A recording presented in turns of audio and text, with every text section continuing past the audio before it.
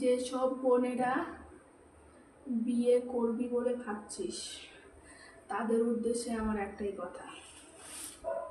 দেখ বোন, বিয়ে করতে চাইছিস ভালো কথা, যদি এই কাজগুলো করার তোর সামর্থ্য থাকে তাহলে বিয়ে করবি। যেমন সকালে আমি 6টার সময় ঘুম থেকে উঠেছি, তারপর ঘর ঝাড় দেওয়া, বাসন মাজা, ব্রেকফাস্ট রেডি করা, ঠিক আছে, এই সমস্ত কিছু কাজ সেরে গেছি বাজারে। কেননা আমার বাবাই তো বাড়িতে থাকে না, ওনার আবার রোজ দিন অফিস। তো বিয়ের আগে বাপের জন্য তো বাজারে যায়নি, তো এখন মাছ বাজার বলো, সবজি বাজার বলো, সবই আমাকে একাই করতে হয়। তো গেছি বাজারে, তো সেই ঘুরে ঘুরে বাজার করতে করতে অনেক দেরি হয়ে গেল। এখন বাজে 1:05।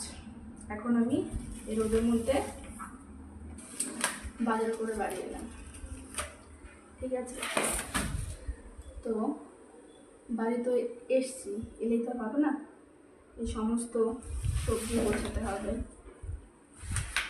মাছ গুছিয়ে ফ্রিজে রাখতে হবে, ঠিক আছে। বাবারে, এসব করে তারপর আমাকে রান্না করতে হবে। আমি তো দুপুরে কিছু খাবো, তাই তো রান্না করতে হবে।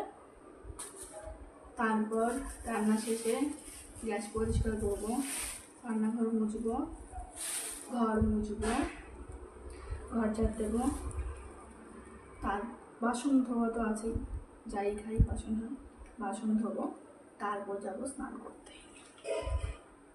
মোটামুটি কটা বেজে যাবে, ওই 3টে সাড়ে 3টেতে বেরিয়ে যাবে, ঠিক আছে। তো বিয়ের আগে ছিলাম পাপা কি করি, আর এখন হয়ে গেছি কাজের মাসি, নো ডাউট। আর ঘুম তো চোখ থেকে উড়ে গেছে।